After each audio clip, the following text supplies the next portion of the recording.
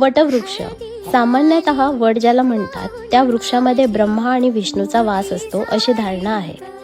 या वटवृक्षाची या दिवशी पूजा केली जाते. परंतु सिडनीमध्ये वडाचं झाड सहज उपलब्ध नसल्यामुळे रबर प्लांट म्हणजेच फिकस इलास्टिका वापरला आहे. हा रबर प्लांट आणि वडाचं झाड दोघेही फिकस या एकाच वनस्पती कुटुंबातील आहेत. म्हणूनच पूजा करण्यासाठी हा उत्तम पर्याय मानला जातो. आर्ट बाय शिल्पाजी कडून आलेला हा सुंदर रांगोळी पॅक. हे रांगोळी पॅक अगदी सहजतेने वापरता येतात. फक्त ठेवा आणि तयार. रंगही इतके सुंदर. वटमूले स्थितो ब्रह्मा वटमध्ये जनार्दनः.